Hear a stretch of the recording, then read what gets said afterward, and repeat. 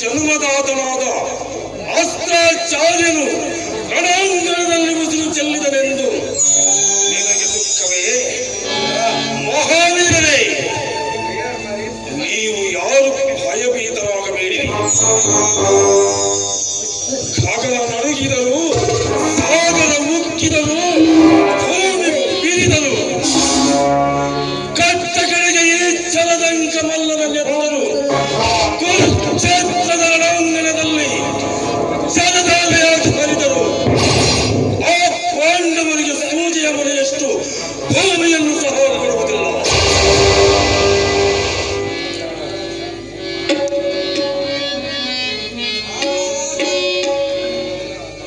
ಇನ್ನು 15 ಕಳೆದರು. ಔರವೇಶನ ಕಣ್ಣಿಗೆ ಬೆಳಗಲಿಲ್ಲ ಜಯಲಕ್ಷ್ಮಿಯ ಕಿರಣ. ನಮ್ಮಿ ಸ್ವರ್ಣ ಸ್ವಪ್ನ ಎಲ್ಲಿ ಪಂಚಜನ ಸಾಗುವುದವರಿಗೆ ಮೌನವೇಕೆ ಹಂಗರಾಜನೇ? ಭಾವ ಎಷ್ಟು ವಿದ್ಯೆ ದೃಢವಾಗಿದ್ದು ಅಷ್ಟು ಸರಳಾಗೂ ಸಹ ದೃಢವಾಗಿದೆ. ಆದರೆ ಮಾವನವರ ಮಾತಿನ ಪ್ರಶ್ನೆಗೆ ಮೌನವೇ ಉತ್ತರ. ಮೌನಕ್ಕೆ ಅರ್ಥವಿಹುದೇನು ಅಂಗರಾಜರೇ? ಸಾಮ್ರಾಟ ವೇದದ ನಾಲಿಗೆ ನಡೆಸಲಿ. ಶಿಖಂಡಿಯ ನೆವದಲ್ಲಿ ಬಿಲ್ಲು ಬಾಣಗಳ ಬಿಟ್ಟುಕೊಟ್ಟು ಕೊನೆಯಾದರೂ ಭೀಷ್ಮರನು ಅರ್ಜುನನ ಅಮ್ಮುವಿಗೆ ಮಗನ ಮರಣದ ವಾರ್ತೆಯಲ್ಲಿ ಕಳೆಬರುವ ಕಳೆ ಹೊಗೆದು ಕೈಲಾಸವಾಸಿಗಳಾದರು ದ್ರೋಣಾರ್ಯರು. ಇಂತಿವರ ನೀತಿಗಳನ್ನು ನೋಡುತ್ತೀರಿ.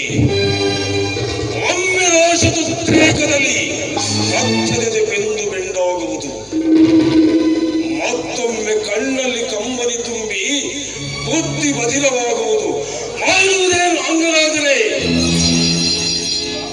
ಸಾಮ್ರಾಟ ಪಿತಾಮಹ ಭೀಷ್ಮನು ಗರುಡ ಆಚಾರ್ಯ ದ್ರೋಣರು ಯದ ಕಟ್ಟಿ ಮನಮುಟ್ಟಿ ಯುದ್ಧ ಮಾಡಿದ್ದರೆ ವೇದದ ನಾಲಿಗೆ ನಡೆಸಲ ಭೀಷ್ಮ ದ್ರೋಣರು ದೇಶಗಳನ್ನು ಬಿಟ್ಟುಕೊಟ್ಟು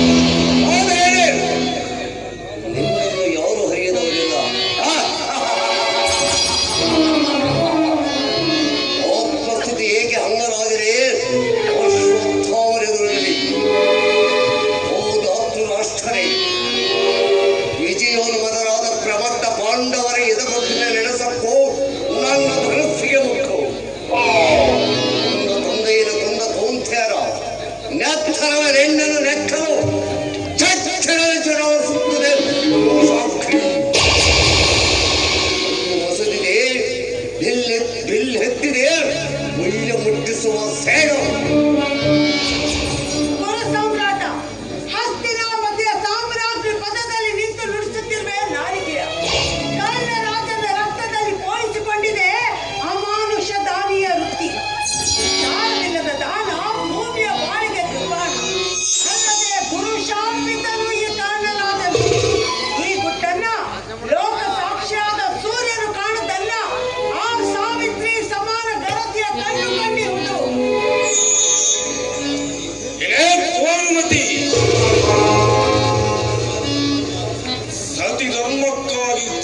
ಸತಿ ಧರ್ಮಕ್ಕಾಗಿ ಶಾಸ್ತ್ರಗಳು ತೋರಿದ ಗೆರೆಗಳು ಇರುತ್ತಿರುವುದು.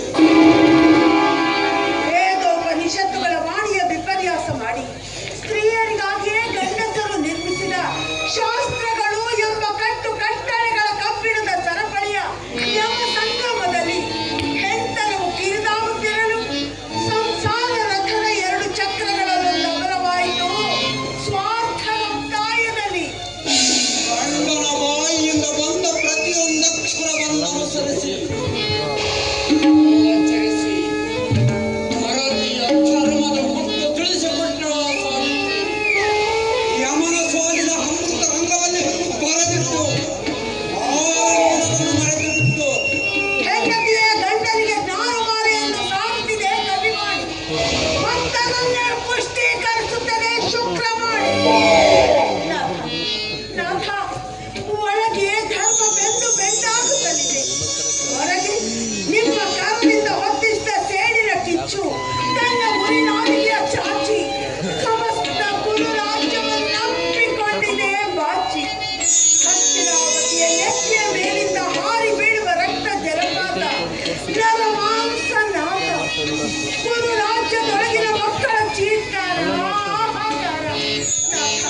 ನಾಥ, ಇಂಥ ಸಂಕ್ರಾಂತಿಯ ಸಮಯದಲ್ಲಾದರೂ ಸತಿಯ ಸದುಪದೇಶಕ್ಕೆ ಕಿವಿಗೊಡಿ.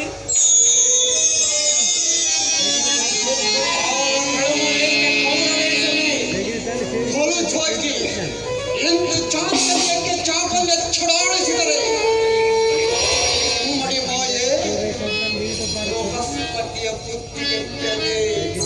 ಓ ಪ್ರಬುದ್ಧ ಭಾರತವೇ, ಯುದ್ಧವೇ ಅನಿವಾರ್ಯವಾದಲ್ಲಿ ಕಟ್ಟು ಸೇನಾಪತಿಯ ಪಟ್ಟ ಗುರುಪುತ್ರ ಅಶ್ವತ್ಥಾಮರಿಗೆ ರಣಕಾಳಿಯ ಕೆದರ್ ಮುಡಿ ಬಿಡಿದು ಬರೆದು ಬದಲಿಸುವನು ಭಾರತದ ಪುಟಗಳನ್ನು ಈ ದ್ರೋಣಪುತ್ರನು.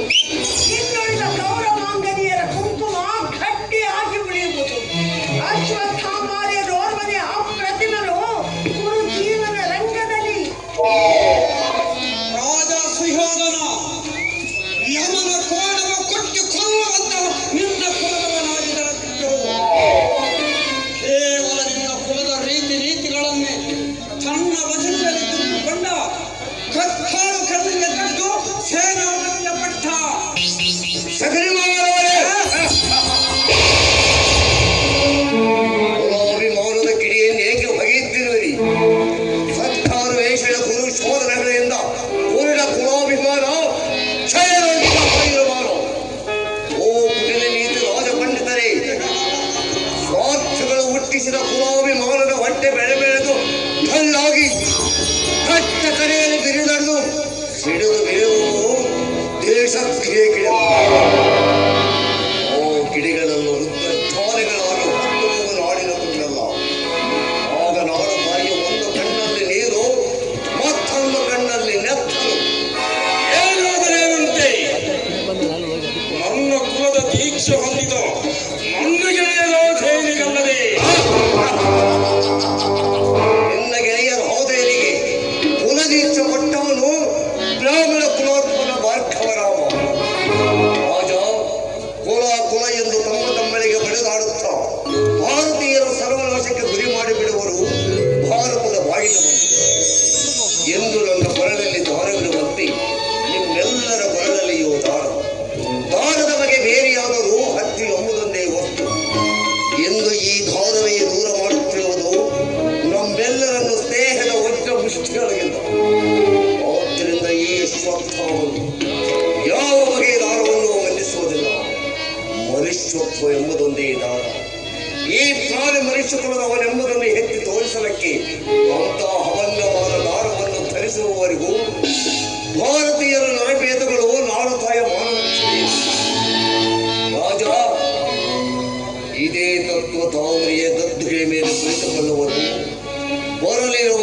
ಕಲಿಯುಗದ ಕಾರಣಿ ಪುರುಷರು.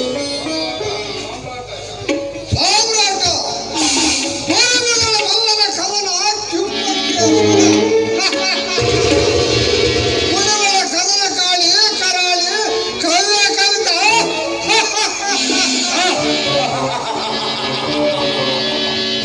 ಕವಿಯ ಕಲಿಕಿತರಾಗಿ ಕಟ್ಟುವನು ನವಭಾರತವನ್ನು.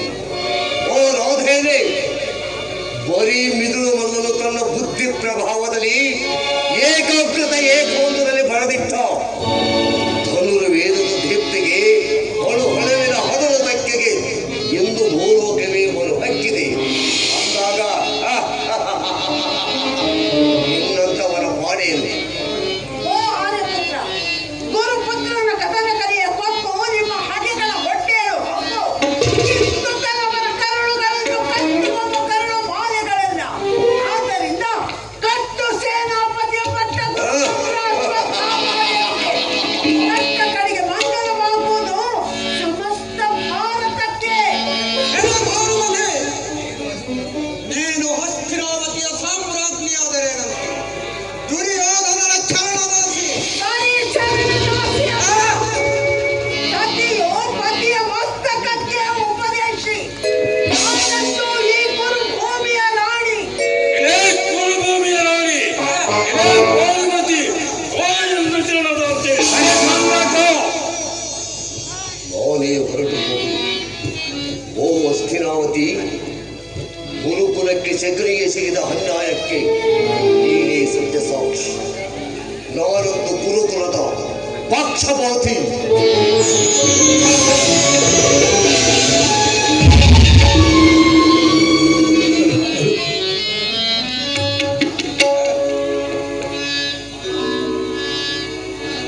ಸಾಧಿಪನು ಸಮಾನಗಳನ್ನು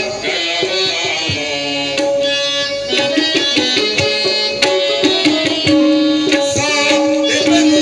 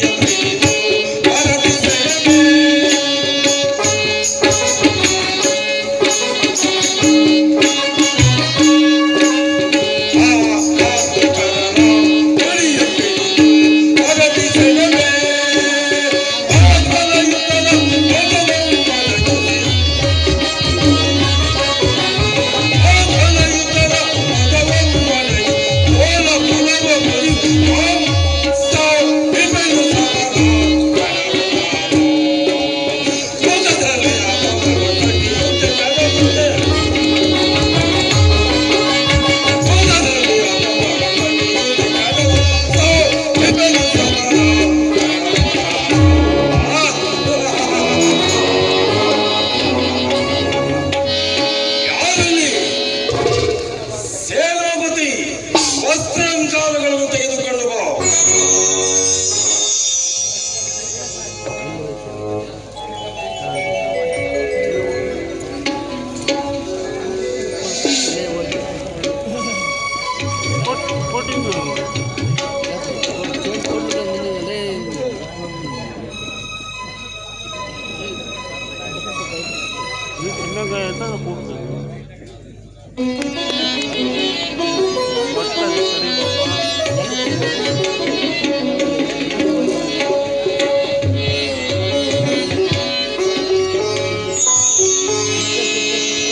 ಮಂಗಲಕ್ಕೆ ಮೋದಕವಲ್ಲನಿಗೆ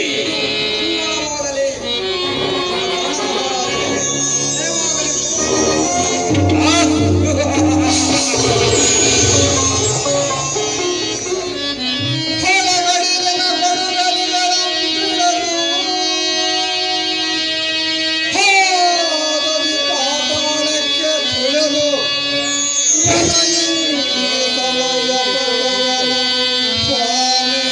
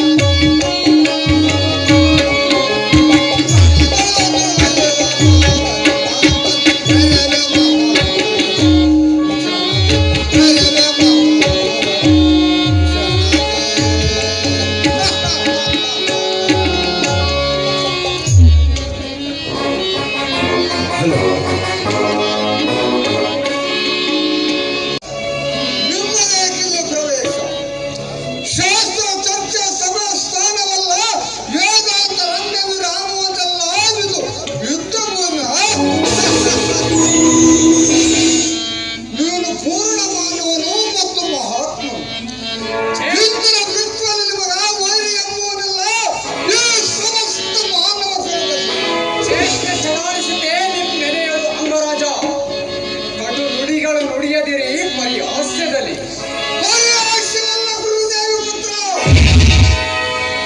ನಿಜ ಸ್ಥಿತಿಯನ್ನು ಹರಹಿದಲು ನಿಮ್ಮ ಮನೆಗಿರುವ ನಿಜ ಶಬ್ದಗಳನ್ನು ಚಿತ್ರಿಸಿದರಷ್ಟೇ. ಧರ್ಮರಾಜನೇ, ರಾಜಾದಿತ್ಯ ಗೌರವತನೇನಲ್ಲ, ಬಂಧುಗಳ ಹತ್ತಿರ ಶ್ರೇಯಸ್ಸಿಗಾಗಿ ಬಂದಿರುವ ಚಾರಮೂರ್ತಿಯನ್ನು ಥರವಲ್ಲ. ನಿನಗೆ ಭಾರಿ ದರದ ಬಯಲು ಹರಿದು ಬೀಳುವಳು.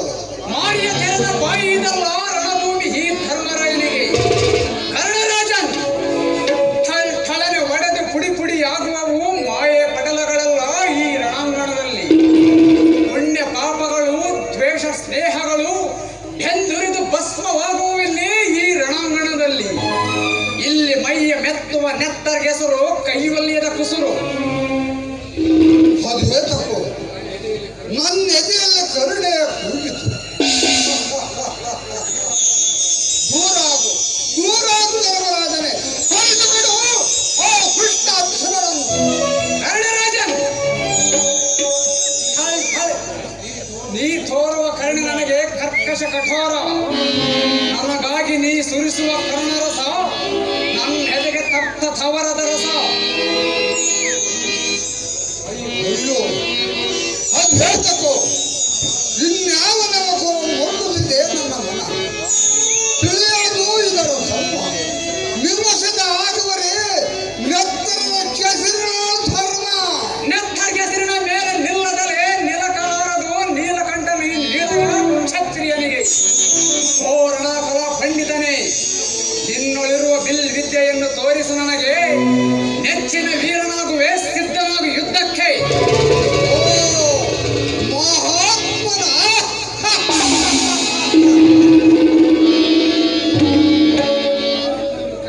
ಮಹಾತ್ಮನೆಂದು ಕರೆಯದಿರು ಕರ್ಣರಾಜನ್. ಯೋಗದ ದಿವ್ಯ ಶಕ್ತಿಗಳು ಪವಾಡಗಳನ್ನೇನು ಮಾಡಿಲ್ಲ. ನಾನೇನು ಮಾಯಾ ಕೋಲಾಹಲನೂ ಅಲ್ಲ. ನಾನು ಸಾಮಾನ್ಯ ಮನುಷ್ಯ. ಆದರೂ ಸತ್ಯವನ್ನು ಕಡಿದು ಕೆತ್ತಿದ ಆನಂದ ಮೂರ್ತಿ ನೀನು.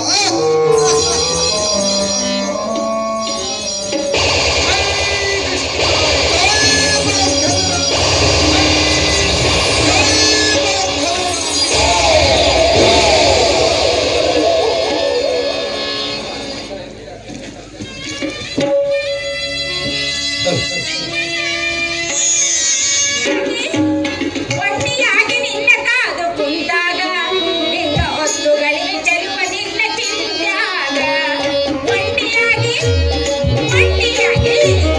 ಒಟ್ಟಿಯಾಗಿ ನಿನ್ನ ಕಾದು ಕುಂತಾಗ ನಿನ್ನ ಹೊತ್ತುಗಳಿಗೆ ಚೆಲುವ ನಿನ್ನ ಚಿಂತ್ಯಾಗ. ನಿನ್ನ ಹೊತ್ತುಗಳಿಗೆ ಚೆಲುವ ನಿನ್ನ ಚಿಂತ್ಯಾಗ.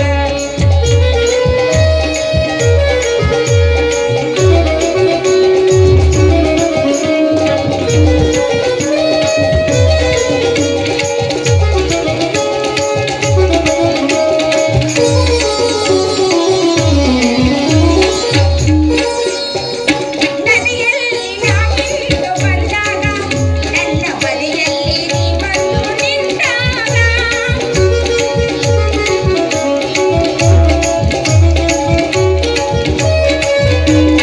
ನದಿಯಲ್ಲಿ ನಾವಿಂದು ಬಂದಾಗ ನನ್ನ ಬದಿಯಲ್ಲಿ ನೀ ಬಂದು ನಿಂತಾಗ. ಮೈ ನಡುಕ ಗಂಗಾಳಿ ತಂದಾಗ, ಮೈ ನಡುಕ ಗಂಗಾಳಿ ತಂದಾಗ.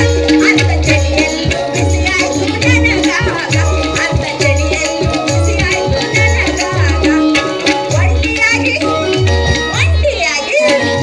ಒಂಟಿಯಾಗಿ ನಿನ್ನ ಕಾದು ಕುಂತಾಗ ನಿನ್ನ ಹೊತ್ತುಗಳಿವೆ ಚೆಲುವ ನಿನ್ನ ಚಿಂತ್ಯಾಗ.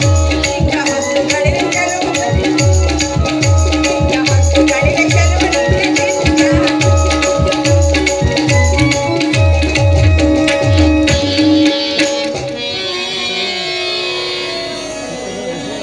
ನನ್ನೆನ್ನು ಉತ್ತೇಜಿಸಿ ಆಡುವಂಗೆ ಕಾಡುತ್ತಳೆ ಮದಾಂಸಿ. ನಿನ್ನ ಹೊರಗಣ ರೀತಿಯನ್ನು ನೋಡಿದರೆ ಪ್ರೀತಿಯೇ ಬರುತ್ತದೆ. ನಿನ್ನ ಒಳಗಣ ರೀತಿಯನ್ನು ನೋಡಿದರೆ ಏನೋ ಆಡಿಸಿದಂಗೆ ಕಾಣುತ್ತದೆ. ಹಳಸಿನಂಬರಿಗೆ ಆಸೆ ಪಟ್ಟು ಬಂದ ಹೇಸಿ ನಾಯಿ ಅಡಬೇಕಾಯಿತು ನಿನಗೆ.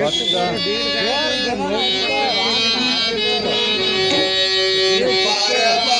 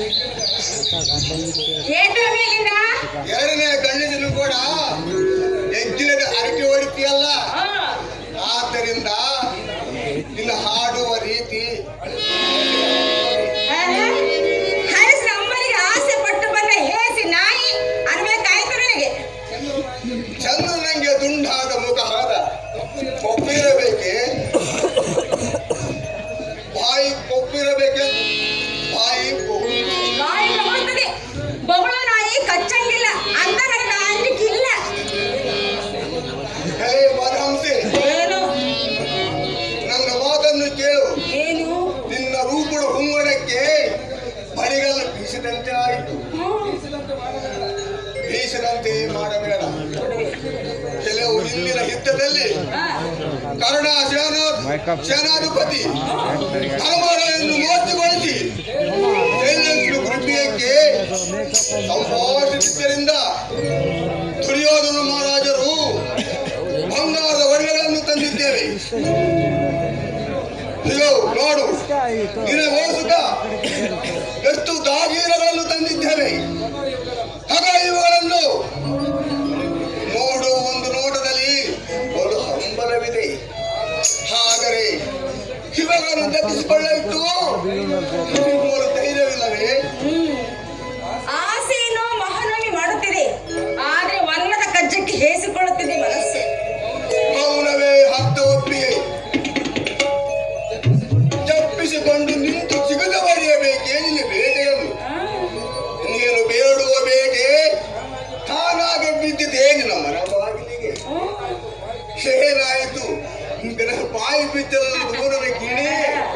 ತಿಳಿದು ಬಾಯಿ ಬಿಚ್ಚಂಗಿಲ್ಲ, ತುಂಬಿದ ಕೂಡ ತುಳಕಂಗಿಲ್ಲ. ಶಂಕರತ್ತ, ನಾನು ದುಡ್ಡಿನ ಬಗ್ಗೆ ಸ್ವಲ್ಪ ಲಕ್ಷ ಕೊಟ್ಟಿದ್ರ ಲಕ್ಷ್ಮಿ ಕಾಲ್ ಮುಡ್ಕೊಂಡ ನನ್ನ ಮನೆ ಮೂಲೆ ಮೂಲ್ಯಾಗ ಬಿದ್ದಿರ್ತಿದ್ಲು. ದುಡ್ಡು ಬೇಡ ಬಿಡು, ಕರಿ ನೋಡಿ ಕುಡುಗಾಳಿ ಬೆಳಗಿನ ಬಿಡಾಡಿಗೆ ದುಡ್ಡು ಬೇಡ. ತಾಂಬೂಲ ತುಂಬಿದರಾಯ್ತು ನಿನ್ನ ಬಾಯಿಗೆ. ಅಯ್ಯಯ್ಯ ಹಾರಿಯಾದ ಹೆಣ್ಣಿನ ಹಿಂಡಿನಾಗರನ್ನ ಹೆಸರು ಅಯ್ಯಯ್ಯ, ಹೆಸರು ಬೇಡ, ಕೊಸರು ಬೇಡ, ಮುಸುಡಿ ಮುಚ್ಚಿಕೊಂಡು ಸುಮಾರು ಹೋಗ್ಬಿಡಿ ಇಲ್ಲಿಂದ. ಕಣ್ಣಿಟ್ಟ ಹೆಣ್ಣು ಕೈಗೆ ಸಿಕ್ಕಿರಲು ಬಿಟ್ಕೊಟ್ಟು ಹೋಗುವನಲ್ಲ ಈ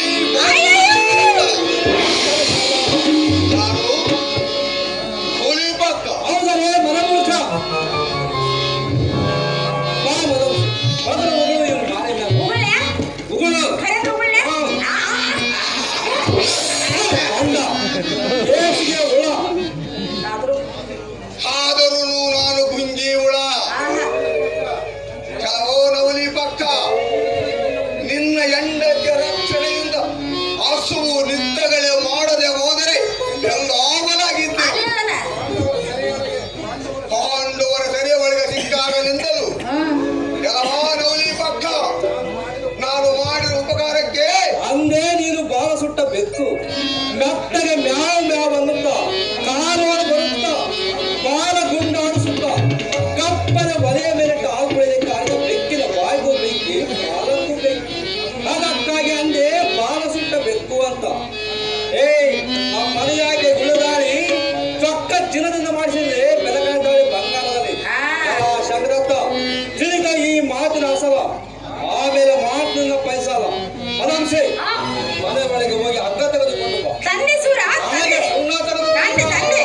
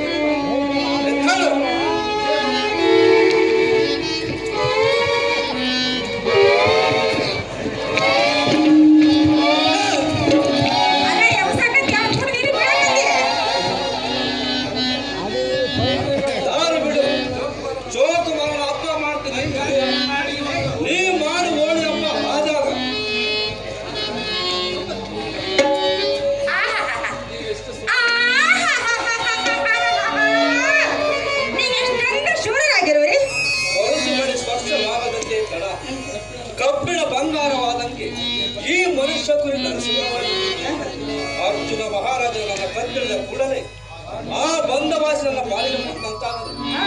ಆ ಮಹಾತ್ಮನ ಹಸ್ತಸ್ಪರ್ಶ